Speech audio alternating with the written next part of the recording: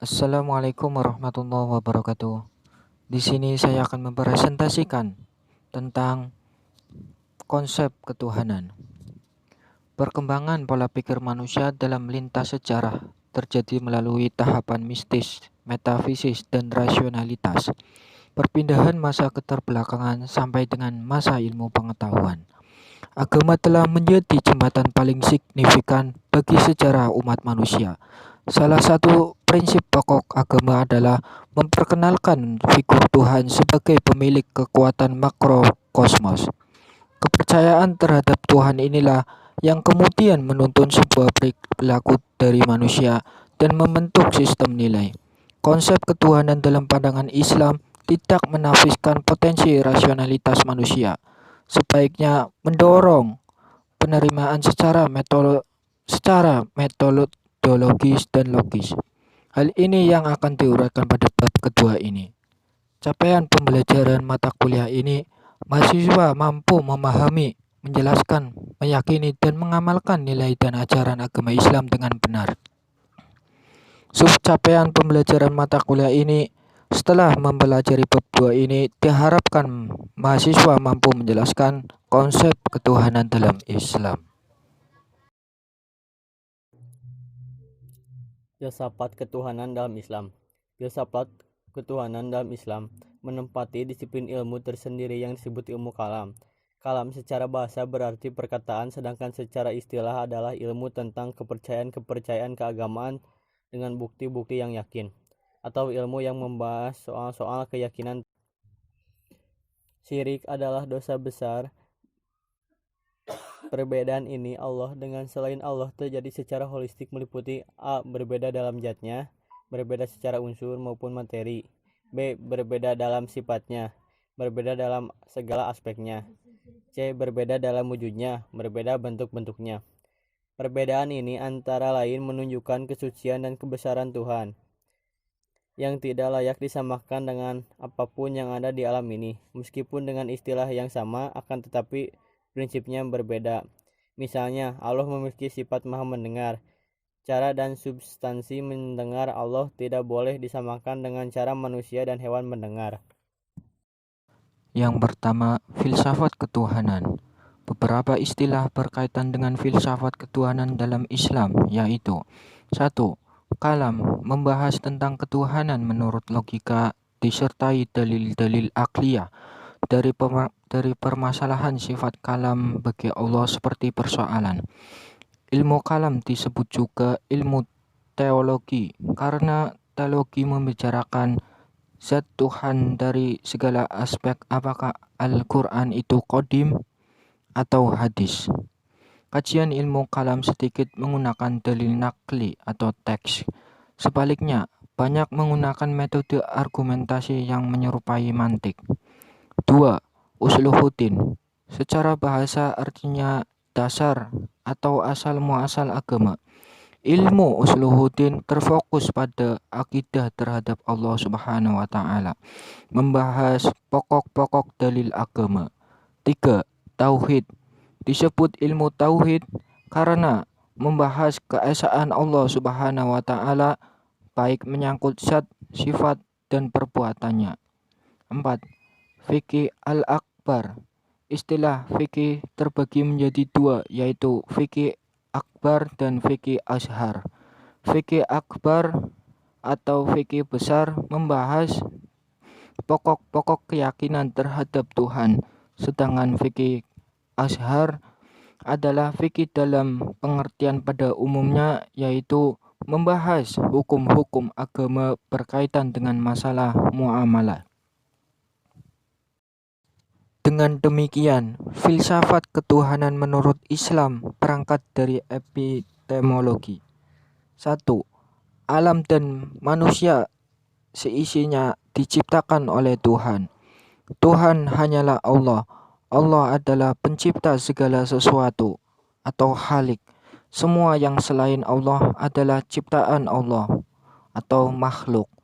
3. Allah memiliki segala kekuatan dan kekuasaan terhadap segala sesuatu. Mengandungkan suatu sebab dan akibat pada selain Allah berarti perbuatan syirik. 4. Allah berbeda dengan segala sesuatunya. Menyamakan Allah dengan sesuatu merupakan perbuatan syirik. Syirik adalah dosa besar yang dibenci oleh Allah Subhanahu wa taala. Aliran teologi dalam Islam. Agama Islam pada mulanya bersatu karena adanya ketokohan Nabi, di mana segala hukum dapat langsung dimintakan penjelasan dan keputusan pada Nabi. Namun, sepeninggal Nabi Muhammad, terjadi polarisasi menjadi beberapa golongan. Misalnya, banyak umat Islam yang enggan membayar zakat, banyak juga yang mengaku sebagai nabi. Di antara penyebab yang paling kuat adalah adanya persaingan politik tentang siapa yang berhak menggantikan posisi nabi. Khulafaur Rasyidin yang berjumlah 4, yaitu Abu Bakar, Umar, Utsman, dan Ali, tidak pernah mendapat dukungan yang benar-benar bulat dari berbagai kalangan umat Islam. Ada saja yang hendak memanfaatkan kondisi ini. Terjadilah kemungkinan aliran-aliran teologi dalam Islam. 1. Aliran Khawarij. Khawarij berasal dari kata khoraja, artinya keluar, yakni golongan yang kecewa terhadap keputusan Ali yang menerima islah dengan Muawiyah. 2. Aliran Murji'ah. Aliran ini disebut sebagai cikal bakal corak radikalisme Islam. Aliran ini disinyalir menjadi dalang timbulnya kekerasan dan pembunuhan terhadap Umar, Utsman, maupun Ali. 3. Aliran Syiah. Aliran ini merupakan pendukung fanatik Ali bin Abi Thalib. Syiah terbagi menjadi 12 golongan, dari yang sangat ekstrim dengan menyebut Ali sebagai nabi, bahkan Tuhan, sampai Syiah yang memiliki pandangan moderat layaknya Ahlu Sunnah. 4. Aliran Qadariyah dan Jabariyah. Aliran Jabariyah adalah aliran fatalistik yang menganggap bahwa segala yang terjadi sudah merupakan ketentuan Allah sehingga tidak ada gunanya suatu ikhtiar atau usaha. Sebaliknya, Qadariyah mengesampingkan aspek Allah sebagai sebab, bahkan yang terjadi di alam ini merupakan ketentuan sebab akibat, sehingga lebih mengutamakan usaha-usaha material dibandingkan ritual, misalnya berdoa. Doa dianggap tidak bermanfaat tanpa usaha nyata. 5. Aliran Mu'tazilah. Aliran Mu'tazilah dikenal sebagai aliran yang bercolak logika, karena selalu mengedepankan argumentasi akal dalam menentukan setiap keputusan. Misalnya, pendapat mereka tentang baina manzilatain, artinya tempat di antara surga dan neraka bagi mereka yang sudah masuk Islam tetapi masih melakukan dosa-dosa. 6. Ahlu Sunnah wal Jamaah. Secara bahasa artinya umat Islam yang berpegang pada Quran dan hadis sebagai referensi utama ketika memutuskan suatu permasalahan. C. Keimanan pada Allah. Iman artinya percaya dalam hati, mengucapkan dengan lisan, lafal syahadat, dan melaksanakan dengan perbuatan. Takwa artinya menjalankan perintah-perintah Allah dan tidak melakukan larangan-larangan Allah. Baik Asmaul Husna maupun sifat Allah merupakan bagian dari akidah Islam. Sifat Allah dikaji dalam lingkup akidah ilahiyah dan akidah nubuwiyah. Konsep ini biasa disebut dengan istilah Aqaid 50 terdiri dari 1. Sifat wajib bagi Allah Subhanahu wa taala sejumlah 20. 2. Sifat mustahil bagi Allah, jumlahnya ada 20. 3. Sifat jaiz bagi Allah Subhanahu wa taala ada 1. 4. Sifat wajib bagi Rasul Allah Subhanahu wa taala ada 4. 5. Sifat mustahil bagi Rasul Allah Subhanahu wa taala dan 5. Sifat jaiz bagi Rasul Allah Subhanahu wa taala jumlahnya ada 1. Sifat-sifat mustahil bagi Allah Subhanahu wa taala. Sifat mustahil bagi Allah Subhanahu wa taala adalah kebalikan dari 20 sifat bagi Allah Subhanahu wa taala yang arti dan dalilnya sudah diterangkan di atas. Berikut ini adalah sifat mustahil, yakni sifat yang tidak mungkin dimiliki Allah Subhanahu wa taala karena Allah Subhanahu wa taala sudah memiliki sifat wajib 20 seperti di atas. A. Adam. artinya tiada. B. Hudud artinya baharu. C. Fana artinya binasa. D. Mumatalatuhu bihawadits artinya menyerupai akan makhluknya. E. Qiyamuhu bihairih artinya berdiri dengan yang lain. F. Ta'adud artinya berbilang-bilang. G. Ajz artinya lemah. H. Karahah artinya terpaksa. I. Jahlun artinya jahil atau bodoh. J. Maut artinya mati. K. Saham artinya tuli. 3. Sifat jaiz bagi Allah Subhanahu wa ta'ala artinya ialah sifat yang boleh ada dan boleh tidak ada pada Allah Subhanahu wa ta'ala. Sifat jaiz Allah itu hanya satu, yaitu bahwa Allah boleh melakukan sesuatu, boleh melakukan segala sesuatu yang mungkin dan tidak mungkin melakukannya. Artinya, katakanlah wahai Tuhan yang mempunyai kerajaan, Engkau berikan kerajaan kepada orang yang Engkau kehendaki, dan Engkau cabut kerajaan dari orang yang Engkau hendaki. Engkau muliakan orang yang Engkau kehendaki, dan Engkau hinakan orang yang Engkau kehendaki. Di tangan Engkaulah segala kebijakan sesuatu, Engkau maha kuasa atas segala sesuatu. Quran Surah Ali Imran ayat 26. Surat wajib bagi Allah. A. Wujud. Allah ada bukan karena diciptakan, Allah ada dengan zatnya sendiri. Dalilnya ada dalam surat As-Sajdah ayat 4, artinya Allah lah yang menciptakan langit dan bumi dan apa yang ada di antara keduanya dalam 6 masa. Kemudian Dia bersemayam di atas arsy.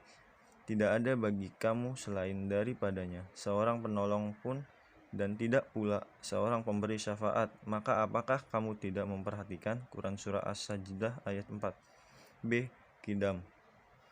Allah sebagai pencipta lebih dulu ada daripada semesta alam yang Dia ciptakan. Artinya Dialah yang awal dan yang akhir, yang zahir dan yang batin, dan Dia maha mengetahui segala sesuatu. Quran Surah Al-Hadid ayat 3. C. Baqo. Allah merupakan suatu zat yang abadi dan kekal selamanya. Artinya janganlah kamu sembah di samping Allah Tuhan apapun yang lain. Tidak ada Tuhan yang berhak disembah melainkan Dia. Tiap-tiap sesuatu pasti binasa kecuali Allah. Baginya lah segala penentuan, dan hanya kepadanya lah kamu dikembalikan. Quran Surah Qasr ayat 88. D. Mukhalafatul hawadis, berbeda dengan yang diciptakan. Tidak ada hal di dunia ini yang menyerupainya. Artinya Dia pencipta langit dan bumi.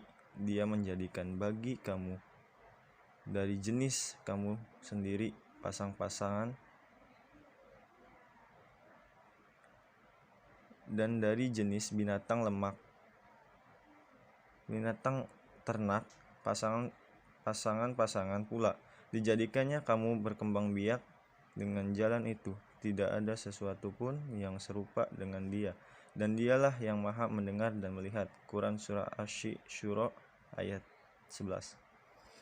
E. Qiyamuhu binafsihi, berdiri dengan zat sendiri tanpa membutuhkan bantuan yang lain. Allah Subhanahu wa ta'ala menciptakan Allah semesta ini karena kehendak sendiri, tanpa pertolongan siapapun. Artinya, dan barang siapa yang berjihad, maka sesungguhnya jihadnya itu adalah untuk dirinya sendiri. Sesungguhnya Allah benar-benar maha kaya, tidak memerlukan sesuatu dari semesta alam. Quran surah Al-Ankabut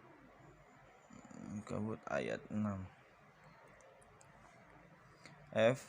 Wahdaniyah adalah Tuhan yang Maha Esa, baik itu esa zatnya, sifatnya, maupun perbuatannya. Esa zatnya, Allah bukanlah hasil dari penjumlahan atau penyatuan unsur-unsur layaknya manusia. Esa sifatnya, artinya semua kesempurnaan Allah Subhanahu wa Ta'ala tidak sama dengan sifat-sifat pada makhluk yang diciptakannya. Esa perbuatannya berarti Allah Subhanahu wa Ta'ala berbuat sesuatu tidak dicampuri oleh perbuatan makhluk lain dan tanpa membutuhkan proses atau waktu. Allah Subhanahu wa Ta'ala berbuat karena kehendaknya sendiri, tanpa ada yang bisa mencampurinya. Artinya, sekiranya ada di langit dan di bumi Tuhan-Tuhan selain Allah, tentulah keduanya itu telah rusak binasa. Maka maha suci Allah yang mempunyai arsy daripada apa yang mereka sifatkan. Quran surah Al-Anbiya ayat 22. G. Kudrat. Kekuasaan Allah Subhanahu wa Ta'ala atas segala sesuatu itu mutlak, tidak ada batasnya dan tidak ada yang membatasinya, baik terhadap zatnya sendiri maupun terhadap makhluknya. Berbeda dengan kekuasaan manusia, ada batasnya dan ada yang membatasinya. Artinya hampir-hampir kilat itu menyambar penglihatan mereka. Setiap kali kilat itu menyinari mereka, mereka berjalan di bawah sinar itu, dan bila gelap menimpa mereka, mereka berhenti. Jikalau Allah menghendaki, niscaya Dia dilenyapkan pendengaran dan penglihatan mereka. Sesungguhnya Allah berkuasa atas segala sesuatu. Quran surah Al-Baqarah ayat 20. 4. Sifat wajib bagi Rasul Allah. A. Sidik, artinya jujur. Artinya, apa yang diberikan Rasul kepadamu, maka terimalah dia, dan apa yang dilarang bagimu, maka tinggalkanlah. Quran surah Al-Hasyr ayat 7. B. Amanah, yaitu dipercaya. Artinya, sesungguhnya aku adalah seseorang Rasul kepercayaan yang diutus kepadamu. Quran surah Asy-Syu'ara ayat 143. C. Tabligh, yaitu menyampaikan. Artinya, Allah berfirman, yaitu orang-orang yang menyampaikan risalah Allah, mereka takut kepadanya, dan mereka tiada merasa takut kepada seorang pun selain kepada Allah, dan cukuplah Allah sebagai pembuat perhitungan. Quran. D. Fatonah, yaitu cerdas. Artinya, Allah berfirman, dan itulah hujah kami yang kami berikan kepadamu Ibrahim untuk menghadapi kaumnya. Quran surah Al-An'am ayat 83. 5. Sifat mustahil bagi Rasul Allah. A. Kizib, artinya bohong. B. Khianah, artinya berkhianat atau tidak dipercaya. C. Kitman, artinya menyembunyikan. D. Baladah, artinya bodoh. 6. Sifat jaiz bagi Rasul Allah Subhanahu wa Ta'ala. Sifat jaiz Rasul Allah Subhanahu wa Ta'ala adalah semua sifat kemanusiaan yang ada pada diri Rasul sebagai seorang kemanusiaan dan tidak mengurangi kedudukannya sebagai utusan Allah Subhanahu wa Ta'ala. Sifat jaiz tersebut ada pada diri Rasul dan juga ada pada diri manusia biasa. Sifat tersebut antara lain adalah seperti rasa lapar, haus, sakit, tidur, sedih, senang, berkeluarga, dan lain sebagainya. Bahkan seorang rasul tetap meninggal dunia karena mereka adalah seorang manusia yang diciptakan oleh Allah Subhanahu wa taala, artinya, dan berkata, pemuka-pemuka yang kafir di antara kaumnya dan yang mendustakan akan menemui hari akhir kelak, dan yang telah kami mewahkan mereka dalam kehidupan di dunia. Tanda kutip, orang ini tidak lain hanyalah manusia seperti kamu. Dia makan dari apa yang kamu makan dan meminum dan apa yang kamu minum. Quran Surah Al-Mu'minun ayat 33. Terima kasih. D. Implementasi iman dan takwa dalam kehidupan modern. Agama Islam yang dibawa oleh Nabi Muhammad SAW dan beliau merupakan pedagang dan pengembala kambing. Sekitar tahun 610, seorang pedagang Arab dari kota Makkah yang ramai di Hijaz. Pada saat itu, uang sebagai agama baru sehingga Nabi Muhammad mulai mendapatkan wahyu dan berdakwah di tengah peliknya kehidupan politik, ekonomi, tradisi di Arab. Sebagai orang Arab, tampaknya telah berupaya menemukan bentuk monetisme yang lebih netral dan tidak ternoda kaitan dengan imperialistik. Sejarawan Kristen Palestina, Zozomenos, mengemukakan bahwa mereka telah menemukan kembali apa yang disebut dengan agama asli Ibrahim, yang berkembang sebelum Tuhan menemukan Taurat atau Injil. Islam mengemukakan bahwa mengapa posisi Ibrahim itu penting karena proses pengembaraan Nabi Ibrahim dalam mencari Tuhannya sangatlah panjang, sehingga ia dapat menemukan Tuhan yang pantas ia sembah sebagai Sang Maha Esa dan sebagai Sang Maha Kuat. Proses panjang tersebut dimulai saat Nabi Ibrahim percaya dengan matahari, sehingga ia menyembah matahari dan ia berpikir bahwa ketika aku atau Ibrahim menyembah matahari, mengapa matahari tidak kekal? Ia selalu terbit dan terbenam. Lantas ia menyembah bulan. Bulan pun demikian hingga akhirnya Nabi Ibrahim menemukan yang kekal tak pernah mati, yaitu Tuhan umat Islam, Allah Subhanahu wa taala. Islam menitik beratkan konseptualisasi Tuhan sebagai yang tunggal dan maha kuasa, menurut Exposito 1998. Implementasi bagian A. Implementasi iman dalam kehidupan sehari-hari dapat dibagi menjadi 5 bagian atau 5 contoh, yaitu 1. Iman dapat menyelapkan kepercayaan pada kekuasaan atau syirik. 2. Iman dapat menanamkan semangat berani menghadapi maut. 3. Iman dapat memberikan ketenangan jiwa. 4. Iman dapat mewujudkan kehidupan yang lebih baik. 5. Iman dapat melahirkan sifat ikhlas.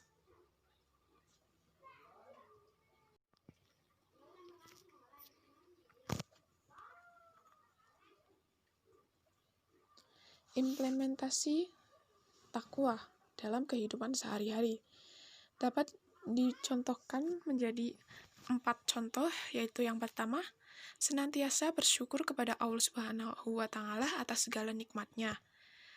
Bagian ini dapat kita praktekkan dengan cara senantiasa mengucap syukur apabila kita mendapatkan nikmat dari Allah. 2. Membaca Al-Quran dan mengamalkan ajarannya dalam kehidupan. 3. Senantiasa mengingat kematian agar kita selalu berbuat baik. 4. Mempercayai bahwa segala cobaan datang dari Allah Subhanahu wa taala untuk menaikkan derajat manusia.